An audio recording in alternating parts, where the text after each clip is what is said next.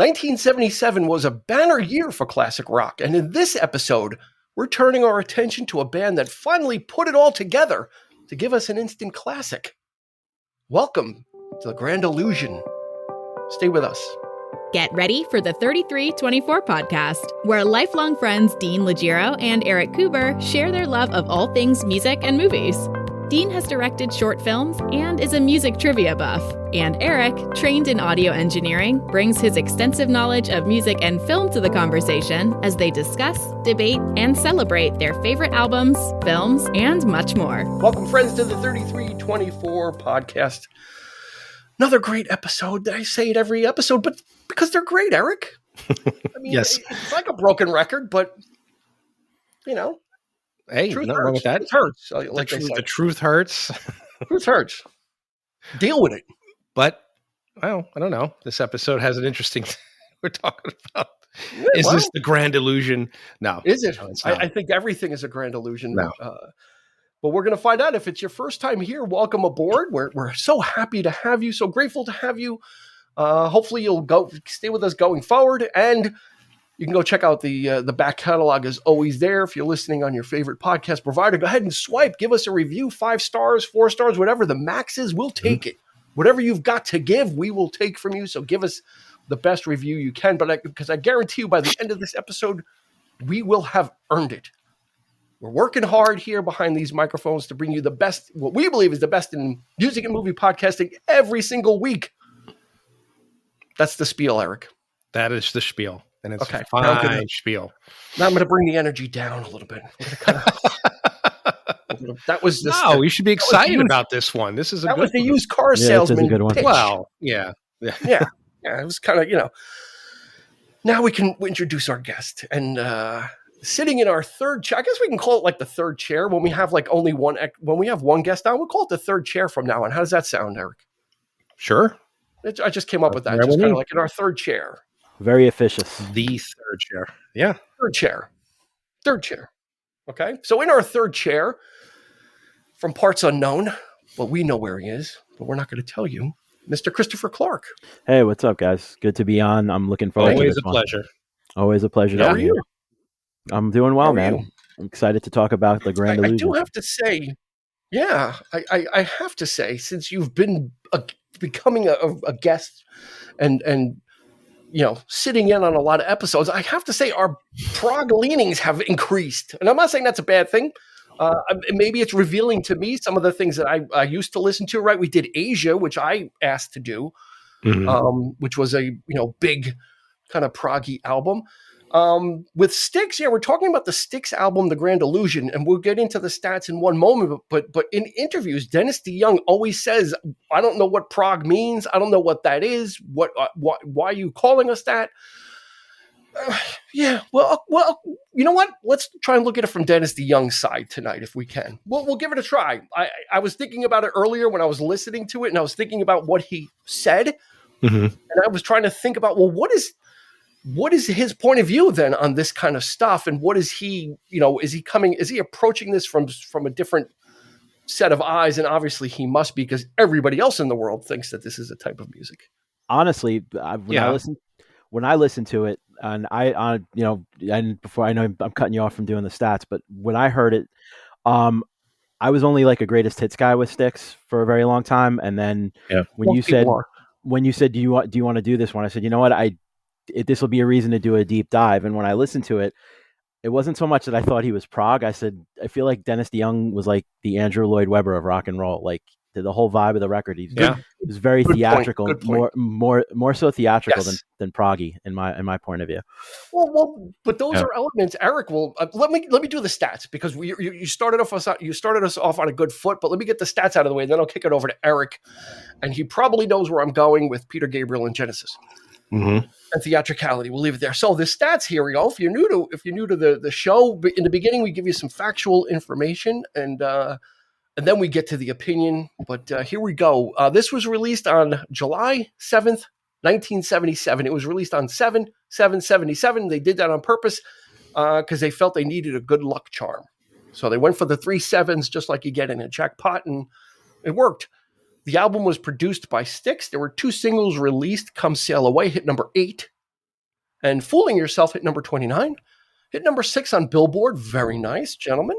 And 3 times platinum. So that's over 3 million copies sold. Stats say 6 million, somewhere around there. But we'll take 3 million in 1977. And let me bookmark 1977 because we'll get to that a little as well. But let me pick up where Chris left off, Eric, about theatricality and progressive rock. I think they're not, those aren't exclusive terms to each other. I don't think one excludes the other, right?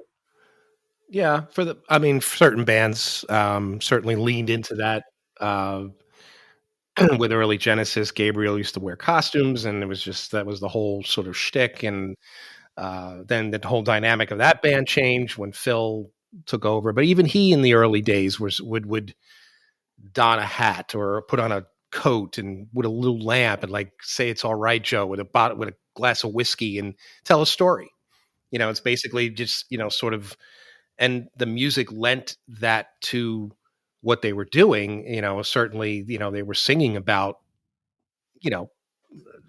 whatever creatures in the woods or typical prog, or the apocalypse, or it wasn't just everyday rock and roll, like sort of every man kind of falling in love kind of stuff, or at least that it wasn't at that time. But overall, there's that theatricality, right? In all these groups, even in Pink Floyd, the level of theatricality might be different than other ones, but there's.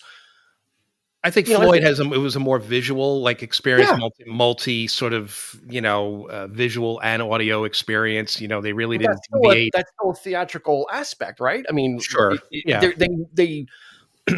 they reveal themselves in different ways is the point I'm trying to make. But I think that overall, since there's that kind of bombast and that improvisational aspect to the really heavy prog rock, there's got to be some theatricality to it. Putting on a show, and to Chris's point, but I think there is maybe a little bit of a difference in the approach that DeYoung takes, in the sense where he's the great showman. He is. It's like a musical. Mm-hmm. It's more so than him actually telling a story. I mean, even though he would write concept albums, so they did have by the time they got to Kilroy Was Here, it was a heavy concept. But I think he presented himself as this sort of like almost using rock and roll as a means to kind of really lean into that sort of like maestro type of thing, where he's very much front and center and like a ringleader and giving a show, but the voice and the music matched that, whereas it wasn't a lot of like heavy instrumental type of stuff. And Chris, you had in a different way. I was gonna say but what I took away from it is like a lot of those bands like Floyd and Genesis or any of those other prog bands, it was more the show lent itself to that. But what I'm saying is when I hear it, I don't necessarily hear it in the music. Like I can detach the show from the music. Whereas with Styx, that Broadway maestro theater type vibe comes through the music as much as it does through whatever their show was. Where I feel like with those other bands, it was more the show and the music could be separated. Whereas it's almost like they're linked together. That's what I took away from it. No, absolutely. Yeah, no, I totally. Dennis DeYoung is a singular voice in rock and roll, often overlooked because of the trajectory they took. Eric mentioned concept albums. I would put forward that in doing my research, this is a concept album. Yes. Yeah. Paradise Theater is a concept album, and 100%. Kilroy Was Here as a concept album. So they went really heavy on and that was Dennis, and that lends itself to Chris. What you're saying about theatricality and an overarching story and all that parts of it, because Dennis DeYoung did go to Broadway eventually. He did Hunchback of Notre Dame, and he did some other Broadway stuff later in his career. So it matches with what you took away from it. I was just about to say that. I was thinking when you consider everything today is a musical. I mean, movies are now a thing. Back to the Future and just weird Minority Report's a fucking musical. Like what?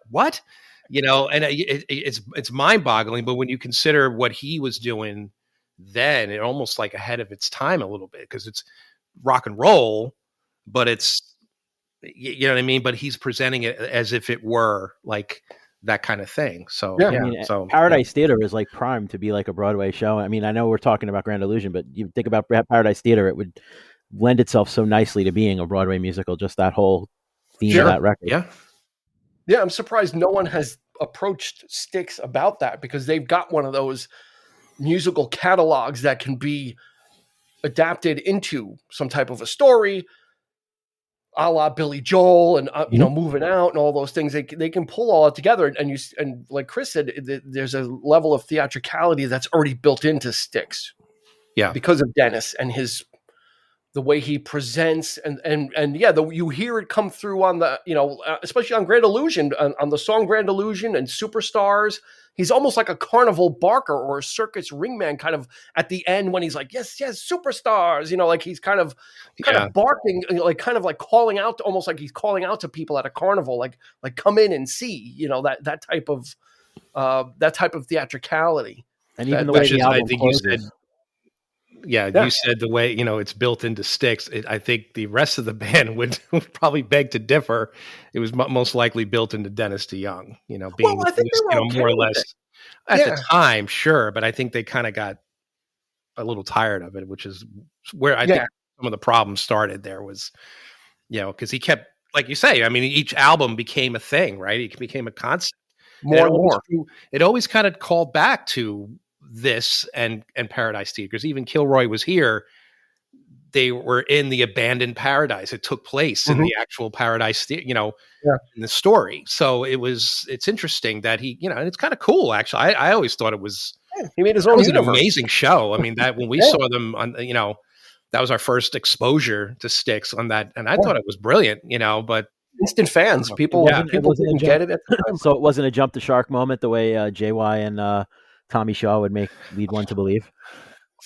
For them, it might have been. For me, it was my second concert ever. We didn't see anything like it. They had a movie before it. It was, this was like big budget stuff. We're not talking like some cheap. This was like we're watching an actual film. This was the Kilroy was here for. Kilroy was and as soon as like it, they had in the movie on the screen, you had Dennis DeYoung and Tommy Shaw meeting. Because Tommy Shaw plays like the rebel, and Dennis DeYoung is like, he's Kilroy, and he's escaped from this, whatever the story is. But they leave right at that moment where they meet in the theater. The screen goes up, and then the stage presentation picks up right where the movie leaves off, and there's really talking. Cool. It was really, and then they put on, and they're reminiscing. He's going back and talking about how the way they played their last show at the Paradise, and like it was, and then that's when the police come in. And then Styx kind of takes over, like they were having memories of what happened that night. Right. So then the Styx concert kind of takes over. That's awesome. And then there'll be some other little vignettes in between of acting. Now, they Tommy Shaw and the other guys hated that. They're like, this is the worst thing ever. We saw it in a very, they just to wrap this up, Styx first toured the Kilroy concept theaters. In a set of small theaters. Theaters, yeah. Then they took it out into giant stadiums where it did not translate, because you have got a like giant stadium of 70,000 people watching these people perform. It didn't carry over, but seeing it in a venue like the City Center in Manhattan, which was very small, it was like going to see a play. It was like going to see Styx perform a play, because it was so small. Now I walked out the next day and started buying Styx cassettes, because I didn't realize how much stuff I knew by them. So that kind of speaks to the theatricality of the music and the maybe the bombast, the Great majesty of it, the pomp. Like the pomp, and I don't mean pomp like pompous, but the pomp and circumstance. Like their music had more of a majestic feel to it. Yeah. Even in their deepest prog. Now let's talk for a minute. This album came out in 1977. Yeah. Before we dive in, let's talk about absolutely a huge year for rock and roll. I'm gonna rattle off just some of them. Okay, we got the Big Daddy, of course, Rumors by Fleetwood Mac. Asia by Steely Dan, Animals by Pink Floyd, Sex Pistols burst onto the scene, Nevermind the Bollocks. Punk in general. Heroes by David Bowie, Exodus by Marley, The Clash, Low by David Bowie, The Stranger by Billy Joel, Slow Hand by Clapton, Lust for Life, Iggy Pop, Out of the Blue, ELO, Bat Out of Hell, Meatloaf, Talking Heads, 77, Street Survivors, Skinner, News of the World, Queen, Running on Empty, Jackson Brown, Let There Be Rock, Farewell to Kings by Rush, the soundtrack to Saturday Night Fever. Yeah. Love Gun by Kiss, All in All, Earth, Wind and Fire, Book of Dreams, Steve Miller Band. Of course, Grand Illusion, I, Robot by Alan Parsons, Heavy Weather by Weather Report. That's a great album. There's just, Gabriel's, one of Gabriel's solo albums. The Jam started to emerge also. Foreigner's first album. That's like crazy. I said in the open, this was like I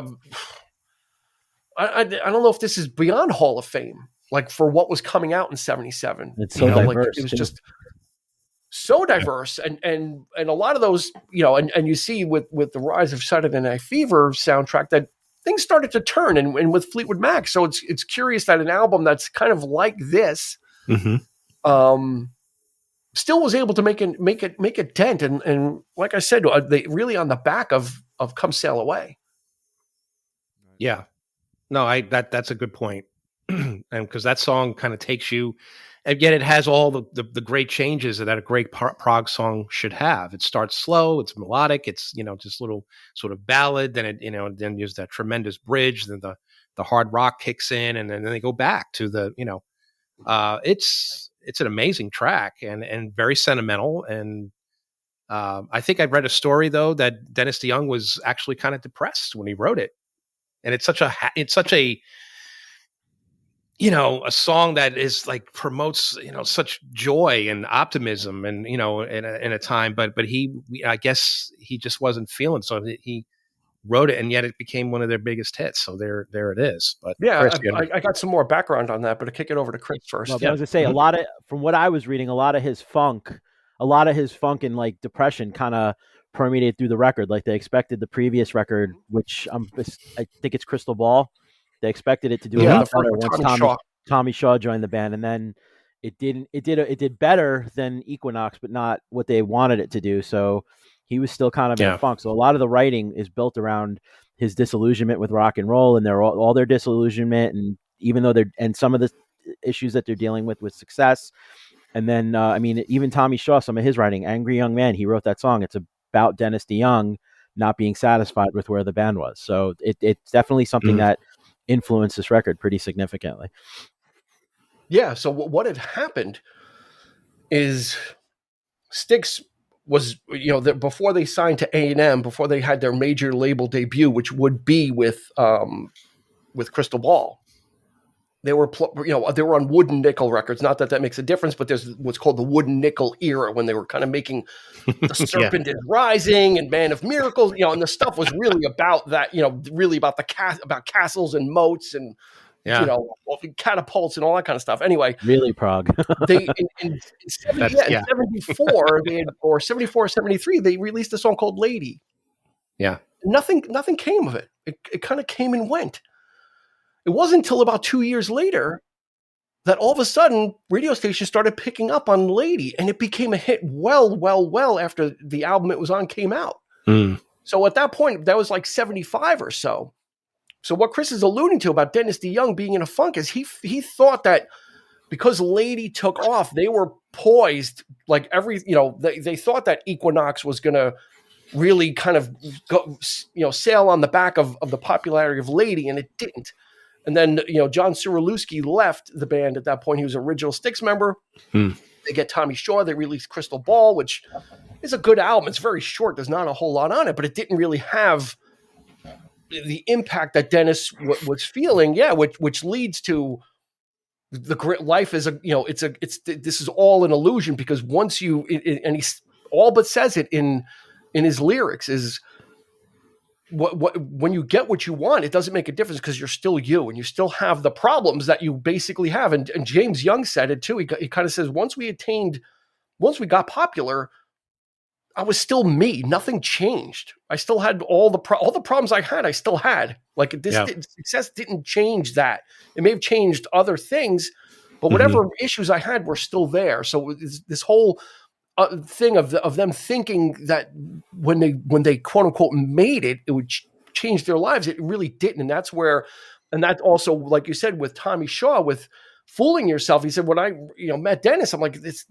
guy just seemed like he was so down, but there's he didn't understand what was going on with that, and that's where fooling yourself. I thought it was, but then Tommy Shaw said in later years, he goes, now when I look back on it, because I think it was more about me. As at the time I thought it was about Dennis, but then when I look back, it's actually kind of a little autobiographical. But you can see, and even JY's song "Miss America" is about the blatantly about the notion of status. About Miss America is like, we love your body in that photograph. Your home state must be proud. Like, it's literally about things that we look at, as an image. Yeah. But what's behind it, or how does that person feel to be looked at as just as an image? So there's a lot of through lines in this album about that, about isolation and the notion of what success might be. You wouldn't know it though musically. Yeah, you mentioned bombast. You mentioned this sort of soaring vocals. The back. It's funny how the best kind of music is the music that is sad. It's hard to write a happy tune, I guess. I mean, because like I said, I mean, you lyrically, yes, you do take those things away from it, but just musically, I don't know. It has a different vibe, than I think some of their other stuff, and even the later stuff that came. They started writing songs that did reflect the sadness and the things like that. Like Paradise Theater, it's more sentimental and cynical. I dare say a little cynical. Yes. But this album, I don't hear that. I hear, I don't know, just I hear a show. I hear that is the sort of, and like you said, Dennis is the ringleader. And he's sort of gathering all that. So I think it's it's very deceptive, is what I guess what I'm trying to say. In that sense. But Come Sail Away became Eric. It became an instant classic. This wasn't one that kind of grew. Yeah, like right out of the gate, Come Sail Away was on FM radio. It just transcended. It went right into that upper echelon of like classic rock songs. Like it hit the pantheon pretty quick. Sure. Tailor-made for arenas. It was just like one of those songs where everything came together, like Eric said, with the different movements. But it's hard rocking. I mean, that middle breakdown is guitar. It is not keyboards. It is JY and it is Tommy Shaw really going to town with the guitars and really bringing out the rock elements in it. So it's got the piano and that kind of stuff in the beginning, but then transitions into a straight like rock anthem. Chris, one of the things that you would definitely notice about prog from the 70s that came from America, the biggest difference that and I've noticed this even with, and I'm not going to go off on a tangent about them, but like Kansas and Styx, they're prog, but they rock a whole lot harder than those bands from England. Like there's definitely that element. Like JY is a rock guitar player. Like that riff in Miss America is undeniable, and it'd be at home at any other hard rock band's album, which you would not necessarily get with some of the more famous prog bands that come from across the pond. No, I agree.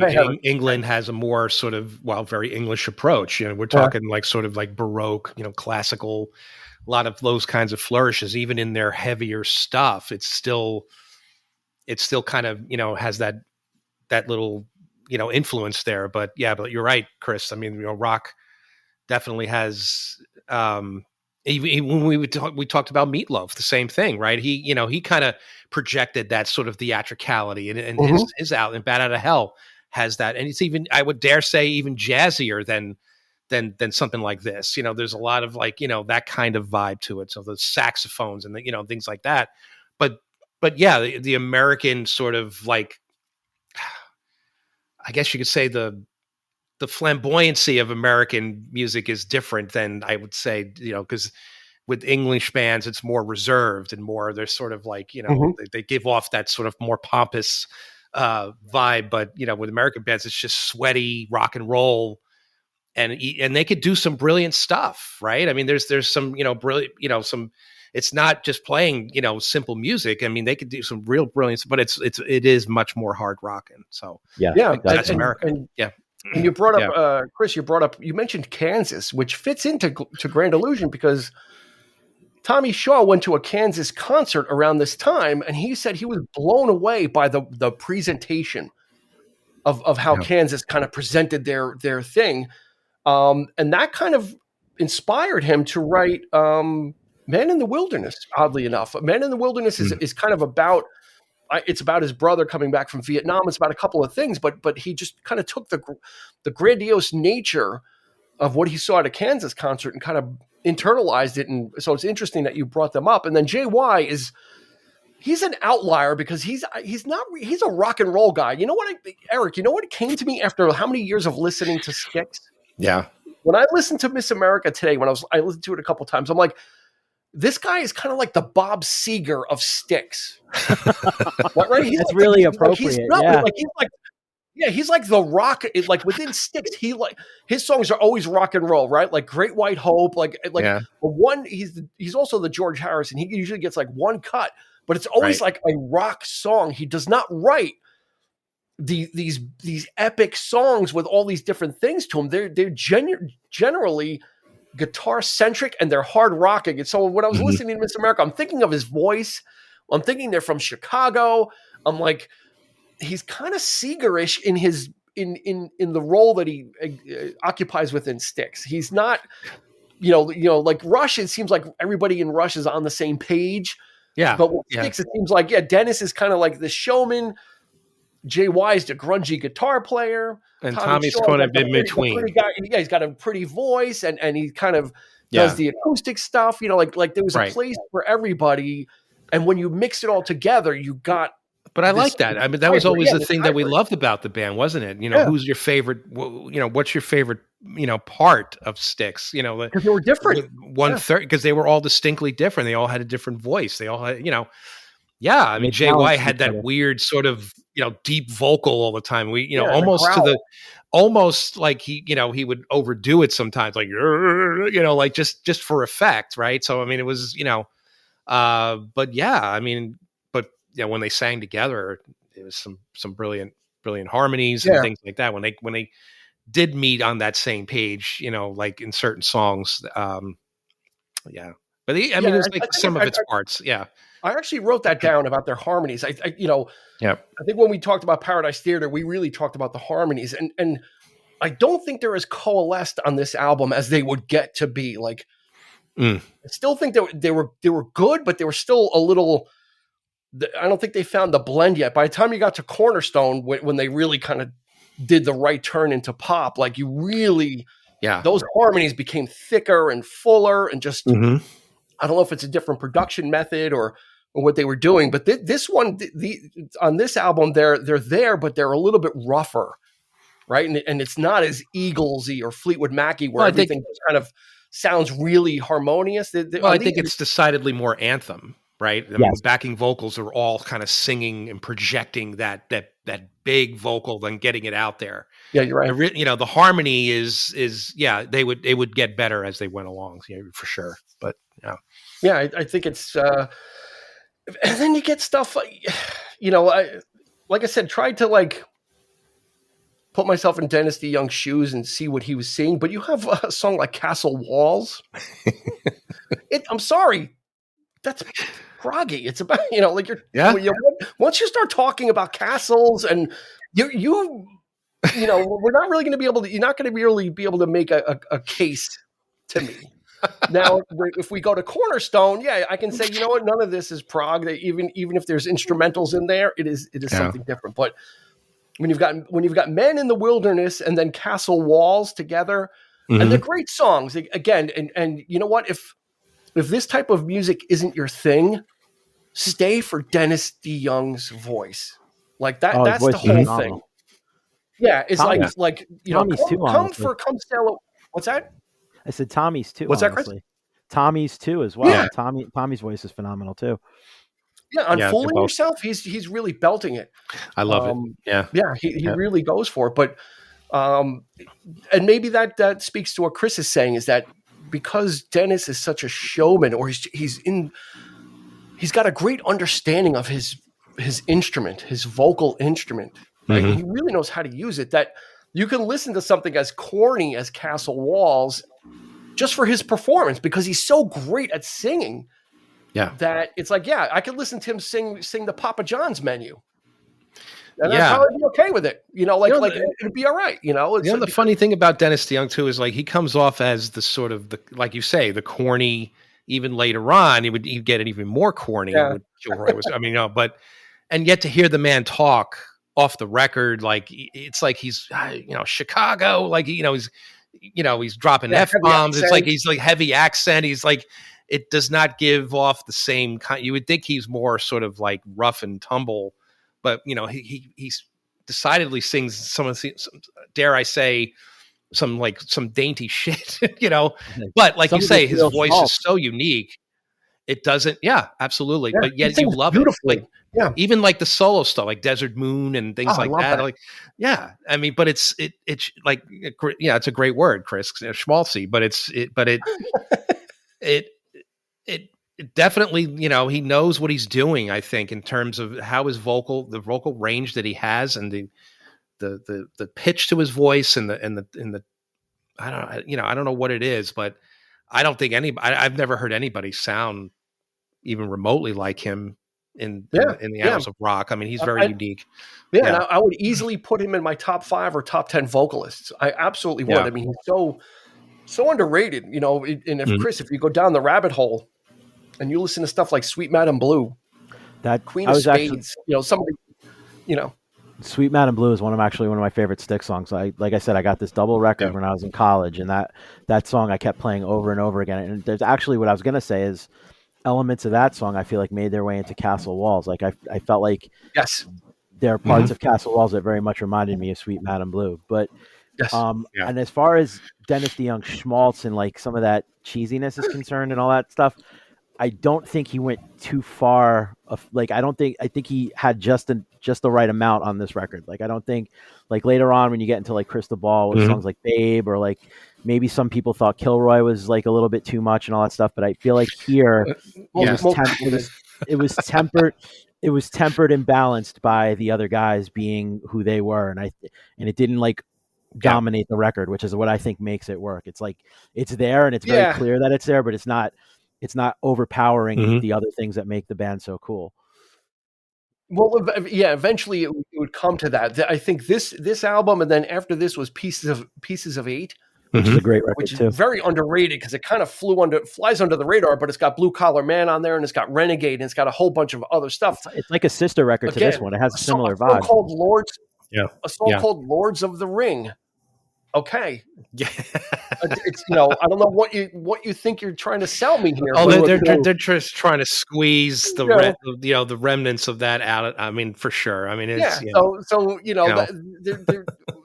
he can. I don't know if he's playing dumb or he's just trying to be like kind of really snarky about it. That I don't know what you're talking about, but the album after this would kind of decidedly end that. It would be like a new band would emerge with their album after that, and that's where the stuff began. So this kind of stuff hit like this was still like they had the rock and roll cred, and like I said, when we talked about the albums from '77, they fit right in there. This was not like, oh, this was like a lucky thing, or how did this pop? How does this pop band get in there? No, this album can run, like Eric said, with Meatloaf. It can run side by side with Foreigner's debut album of this year, of that year. This is like firmly entrenched in that genre of music that was selling out stadiums, that people would just go to these concerts to, right? And that would fill the arenas. But to this point, Styx hadn't had the big, I'm sure they were popular and probably more so locally in the, in that Chicago area, but Grand Illusion put them over, for all they're trying, and maybe that's where Dennis started to see, well, you know what, there's gold in them hills if we kind of make things just like all the other ones. We've said it 1,000 times that, once they see like, if you make it a little poppier, shorten it up a little bit, because the Lady was like the outlier. All of a sudden, Lady was a throwaway song, and then it became a hit. And I was reading there, it's considered like the first power ballad, Lady. Makes from sense. 72 or 73. And if you listen to Lady, it's just like that builds up into that whole crescendo of classic Styx. So, Chris, did you have something? Nope. I was going to say, when you think of Lady, one thing I think about with Lady is I can't get out of my head now is it's tied to the movie Old School when they're singing it at the wedding and he drops in all the F-bombs. So I can't think of the chorus of that song without saying fucking Lady.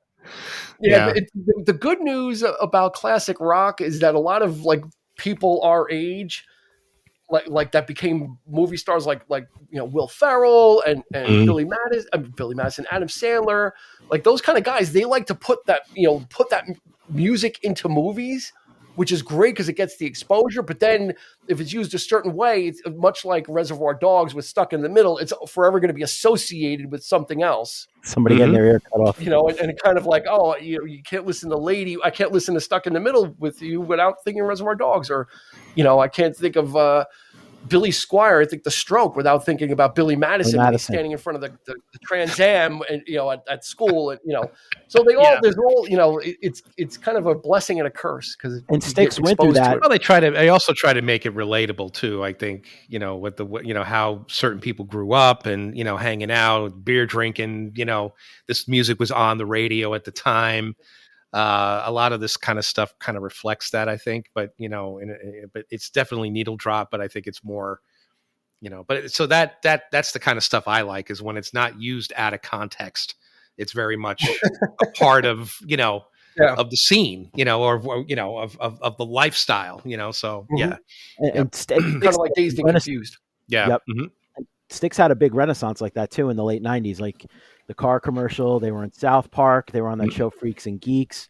Like their music, they had a big run. It was almost like they had that run until 83. Everybody forgot about them, and then like suddenly like all these like people in Hollywood remembered them, and and that's when they started their reunion for the brief time with Dennis DeYoung. So that really did kind of give that band a whole new life that they didn't have before, which is I think what JY and Tommy are still touring on to a degree. Yeah. They had gotten stamped with the quote unquote corporate rock label in the late 70s, which was like the kiss of death. No one even really knows what that means, but like Journey and a couple of other bands that were like, oh, this is corporate rock. It's not real rock and roll. And that kind of like was almost like a poison pill to people. It's like, oh, you listen to Styx, that's corporate rock, man. It's not Zeppelin or so it became like, what? I remember people used to say, I'm like, what? Like I was young. I'm like, what the fuck is corporate rock? It's like, what if they work for IBM? Like, I don't understand like what you're saying. Like, what do you mean?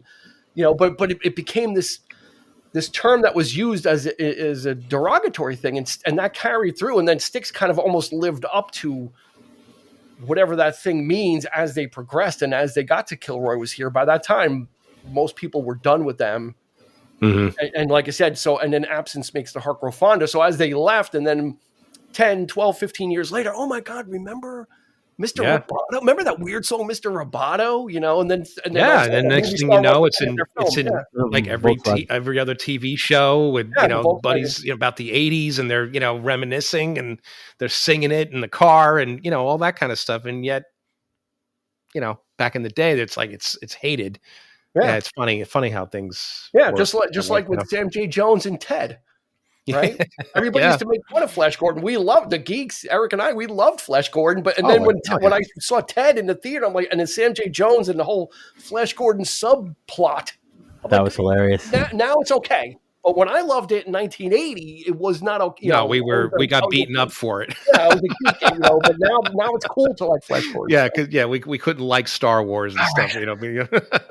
Let me take a step. I have to come down from my soapbox. But rant over.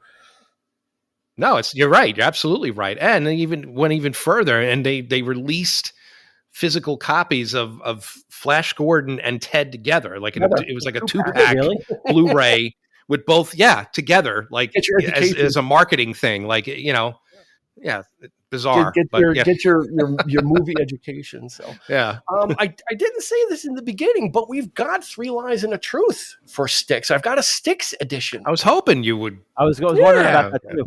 Yeah. Yeah, it didn't go away. It didn't go away. It's circumstantial. All the cosmic tumblers have to fall into place for there to be a good 3 lies and a truth. And for Styx, we've got a 3 lies and a truth. I've got it set up. I've got it ready. I think now's a good time to do it. So let's go ahead and do this. For anybody that's new, this is a sometimes segment. It pops up every so often. We like to, this way it's even more special. So we're going to do 3 lies and a truth, and you can play at home. So I'm going to read off 4 statements. 3 of them, 1, 2, 3, are fake. 1 of them is true. And these 2 gentlemen and you at home will have the opportunity to figure out which one is the true statement amongst the 3 other lies. You can let us know on social media how you did. So we're going to do this. I'm going to read off the 4 statements, and we'll have Christopher go first, since he's the budding Styxite. Yeah, I definitely know the least about Styx out of the 3 of us, for sure. Good. Sauce for the goose, Mr. Savick. Thank you, Eric. Great. I was just thinking about those movies today, man. That's awesome. Trek 2, never hurt anybody. It's always good to throw in there. Mm-hmm. I got caught with my britches down. I did nothing of the sort. Do we know what we're talking about, Chris? Oh, my britches down. Is that Star Trek 2? Star Trek 2. Of course. Yeah. No, the Wrath of Khan. Probably the most quotable. Yes. Khan. Anyway, all right. Just a moment, Khan. With the glasses. You don't put Khan on hold when you want the Genesis. Just a moment, Khan. Well, Kirk does. Yes. Yeah. You are in a position to grant. I'm in a position to grant nothing. Anyway, here we go. 3 lies and a truth before we go too far afield, and that would be totally my fault. 4 statements. Here they come. 3 of them are lies. 1's true. Statement number 1. From 1972 to 1979, Styx released an impressive 10 studio albums, not including compilations. Number 2. Styx was the first band to be awarded 4 consecutive multi-platinum album awards by the RIAA. Number 3. If you go to a Styx show now, you will not hear Mr. Roboto. Number 4. Dennis DeYoung was originally considered for the Peter Frampton role of Billy Shears in the Sgt. Pepper's Lonely Hearts Club Band movie from 1978. Thankfully, he turned it down. If you remember, that movie had the Bee Gees in it. Ruined Peter Frampton. Earth, Wind, Fire. Yep. Yeah, and all these other people were in it. It was just a disaster. So I'll run through them again one more time. 3 lies and a truth. 3 of these are false. 1's true. From 1972 to 1979, Styx released an impressive 10 studio albums, not including comps. Styx was the first band to be awarded 4 consecutive multi-platinum album awards by the RIAA. They do all the certifications. Number 3, if you go to a Styx show nowadays, you will not hear Mr. Roboto. They don't play it. Number 4, Dennis DeYoung was originally considered for the Peter Frampton part of Billy Shears, which was, this movie from 1978 in the Sgt. Pepper's Lonely Hearts Club Band film from 1978. Thankfully, he turned it down. Christopher Clark. The 4 multi-platinum albums in a row. Is that a lie or a truth? That's a truth. That's a truth. So you say Styx was the first band to be awarded 4 consecutive multi-platinum albums by the RIAA. Yeah, am I looking for the truth or the lie? The You're looking for the truth. Right. So that's the one I think is the truth. I think it's true. Okay. Eric, what do you think is true? I'm going to go crazy here. And I'm gonna go number 4. Number 4, Dennis DeYoung was originally considered for the Peter Frampton part of Billy Shears. Let's go, Ben. From 1978. Thankfully, he turned it down. He's theatrical. He's tailor-made for it. Let's see. At home, let us know how you did. Hopefully, you've even if you didn't get it, let us know what one you did pick, and if we stumped you, or you can play at home. So here we go. The first lie. If you go to a Styx show now, you will not hear Mr. Roboto. No, that's untrue.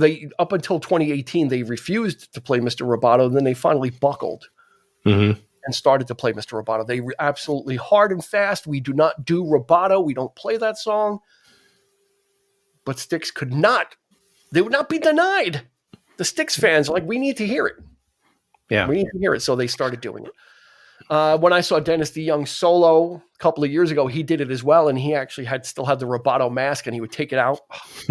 Anyway, that's the first lie. Second lie. Let's see. Second Life, from 1972 to 1979, Styx released an impressive 10 studio albums, not including compilations. That is not true, but they did release 8 albums. Yeah. So sometimes 2. I mean, they were on a breakneck pace from 72 to 79. They just did not stop. It's like, I guess like a shotgun will hit something eventually, like it'll spray. And you'll hit. Yeah. So I think they might have had that kind of philosophy of, if we just keep putting stuff out, we'll get a hit, which did work eventually. Okay, so we've got two statements left. Styx was the first band to be awarded 4 consecutive multi-platinum album awards by the RIAA. Dennis DeYoung was originally considered for the Peter Frampton part of Billy Shears in the Sgt. Pepper's film. We want the truth or we want the lie? What do you say, Chris? Let's get the last lie out of the way. Okay. Let's get the last lie out of the way. The final lie. Dennis DeYoung was not originally considered for the Peter Frampton part of Billy Shears and Sgt. Pepper's Lonely Hearts Club Band. Very sorry. Styx, true statement, was the first band to be awarded 4 consecutive multi-platinum albums by the RIAA. Now, the reason for that is not because they were so great. It's because back in the day, the RIAA, when we do our stats and we say 3 times platinum, blah, blah, blah, that's the certification from them. Mm-hmm. Back in the day, they didn't count anything above 500,000 copies. They just went to gold, and that was it. That's why it was called gold. It was like kind of, you made a gold record, and there was no thought or no talk of ever counting anything beyond that. So when the RIAA did decide to go to a platinum status, like I guess A&M or whoever, like submitted Styx first. Mm-hmm. So they were so it wasn't because they did them in order. It was like Styx was the first one, like with the application in. And I think it was like in 84 or whenever when they fixed that designation, Styx got the first 4 consecutive multi-platinum albums. 2 times or higher. So they weren't getting them at the time. It was after the fact when the RIAA decided to go to a platinum, multi-platinum kind of calculus. Yeah, I remember that from Behind the Music. Oh, see, Behind the Music. Chris, 1998 called. Yeah, I know. There you go. Behind the Music. Or did you learn it on pop-up video? No, well, I remember that too. Pop-up video. Remember that? I remember that. Those were pretty cool. I do. Yeah. Pop-up video. VH1 became cooler than MTV at some point. Like absolutely did. 100%. Like VH1 was like the light FM of like the sister station of MTV, but then all of a sudden VH1 became a lot cooler because they were playing everything MTV played. At some point. And they had VH1 had Behind the Music, so they had those great documentaries. It was really good to kind of. Those were great. The classic album series were great. I love those. Yeah. You could say that I was really having a great. And then now everything's Love Island, Flavor of Love, Power of Love, Color of Love. It's all these. No, it's ridiculousness. That's one. That's like every time Kelly and I go somewhere, like that is our go-to thing when we're in a hotel. We'll just put on ridiculousness all night, and it's fucking 3-4 in the morning, and they're still playing it. It's ridiculous. Yeah. It is ridiculous. It's ridiculousness. All right. As we close out, I don't know if we need to do we need to do top tracks on this? I mean, I think the first 5 on this are going to just, the first 5 are going to take you the rest of the way. You have Grand Illusion, you have Fooling Yourself, you have Superstars, which we didn't really talk about that much, but that's a really great song also, very underrated, from Tommy Shaw. Come Sail Away, and then Miss America. Those are the first 5 out of the gate, and there's only 8 songs on this, and the last song is less than 2 minutes. So I think if you kind of get through, you get through those 5 songs, the last 2 are kind of the prog, if we want to use that word, kind of the proggiest. They kind of, they don't flow as well as well as the first 5. Chris, is that a fair statement? Honest, if I'm being honest, Man in the Wilderness, this is like the first time I really gave a huge dive to this record. Like I listened to it, like I had it on loop for like the last 2 days, but Man in the Wilderness to me was like kind of, and it wasn't even so much because of its proggy elements. I was really blown away by it. Like Tommy Shaw's vocal performance on it. It really impressed me. And I know what you're saying. It probably doesn't flow as well as those 5 because it's not, maybe it doesn't have the same type of vibe, but it's just a really, really well done song. And the lyrical content about the brother coming home from Vietnam and everything, I think it's a really, really moving and well done song. So to me, that, like, I know you were not going to do standout tracks, but to me, that was like a nice surprise track. Like I really dug that song.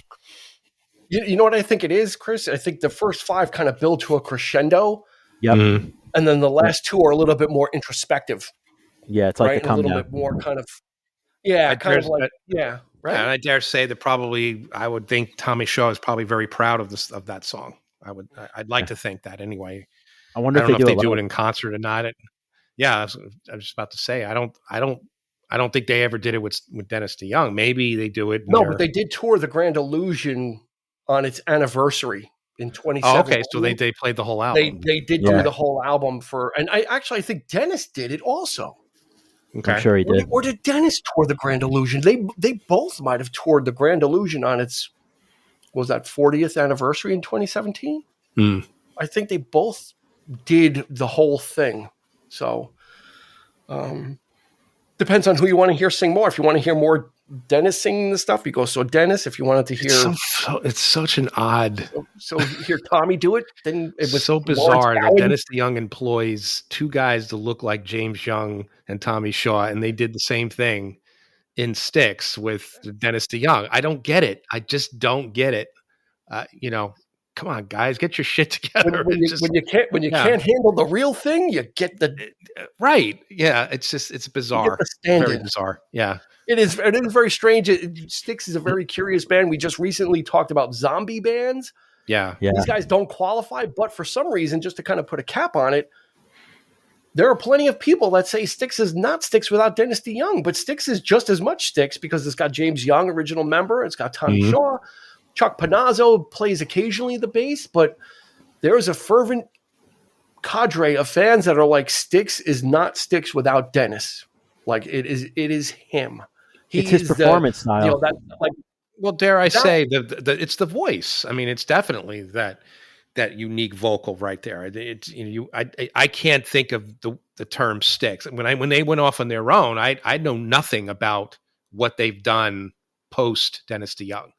I've never listened to any of the albums made by Tommy and JY. I don't know if it's good or not. At this point, I don't know. I don't even know if I care. Yeah. But I'm sure it is good music. But I'm just, it's not for me. I'm one of those people. I don't think it Styx without Dennis. Yeah. They did try to recently. Their most recent Styx albums. One was called The Mission, and then the other was Crash of the Crown. Yeah. They did try and return to the classic Styx sound, like they wanted, because that was always those 2 guys, that was always their problem is, we're going too far into the light FM thing. Dennis is really dragging us that way, and he's starting to exercise a little too much control, right?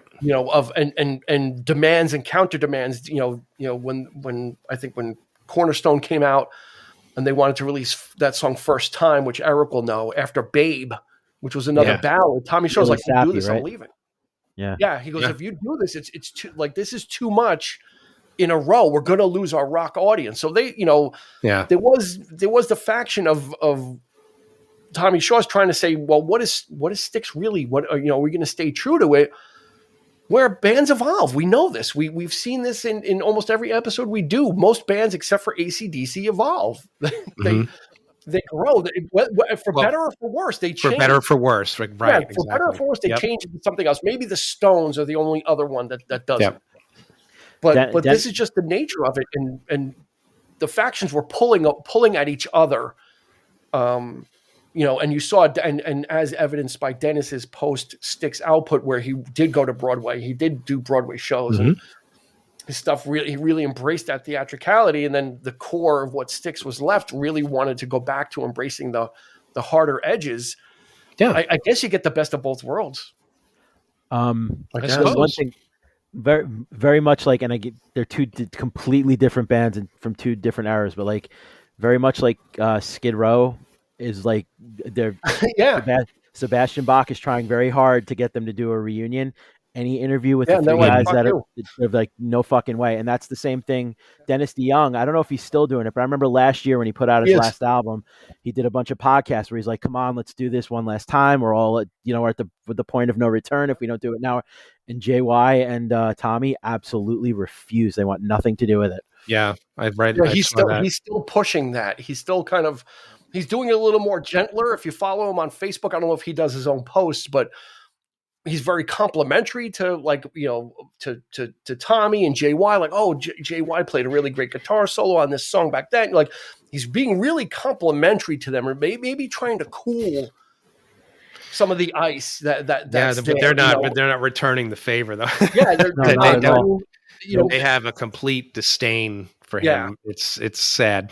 And maybe Dennis has a long-term plan. The only thing I can think of is that Dennis is priming the pump for the off chance they get into the Rock and Roll Hall of Fame. Mm-hmm. If they get into the Rock and Roll Hall of Fame, that might be the only chance we would ever have to see them. And then maybe from there, maybe something can happen. But they're too invested in what they do. But kind of like when Bare Naked Ladies, they received a Canadian Career Award, and Stephen Page got on stage with Bare Naked Ladies for a couple songs, and then they parted ways again. And it was magical. It's on YouTube, that performance of them. I think maybe he's kind of angling for that of can we tolerate ourselves just if we get in? Maybe we can tolerate ourselves. You can tolerate me long enough. But those guys don't seem to have forgiveness in their hearts. They don't seem to be able to account that people may change. And it's not impossible. Who knows? And it's not impossible for them to get in the Rock and Roll Hall of Fame. You've got some of those corporate rock bands getting in now, like Journey got in, Foreigner's getting in. Yeah, Foreigner's getting in this year. So yeah, we're starting to see that. So let us know your thoughts about Grand Illusion. Let us know how you did on Three Lies and a Truth. We appreciate any type of communication. We will respond when possible, when technology allows us. And we appreciate you checking us out and coming in. New episodes come out every Thursday, so you can set your watch to that. We don't miss a beat ever. They'll always be there for you. So that's going to do it for this episode of the 3324 podcast. Eric is going to be on the comfy couch. I'm going to be on the hard green IKEA chair. Christopher Clark, thank you so much for joining us as always. Thank you for having me in. Pleasure lending your opinions to this, and I love the fact that you actually volunteer to jump in on episodes and then go listen to the album and check it out as well. Yeah, well, I did. I was going to say, no, like for me, it's like, this is like one of those ones I feel like I should have listened to long ago. So when you suggested it, I said, I'm down, because I like what I've heard from Styx. So like the fact that you gave me the opportunity was awesome. So thank you. And was it mission accomplished, or? I thought it was rad. I thought it was a really cool album. I really enjoyed it. I've been listening to it a lot. First time Styx has ever been referred to as rad. You heard it here on the 3324 podcast. And he's not a Teenage Mutant Ninja Turtle either. I am not, but that word was very ubiquitous when I was a kid. So Cowabunga, man. Rock and roll. So for Chris, for Eric, this has been Dean, and we will catch you on the flip side. You've been listening to the 3324 podcast with Dean Legiro and Eric Kuber. You can find us on your favorite podcast provider, so please like, subscribe, and rate to become a part of the 3324 family. Your feedback is important, so make sure to follow us on Instagram and Facebook at 3324 podcast and on Twitter at 3324p to join the conversation.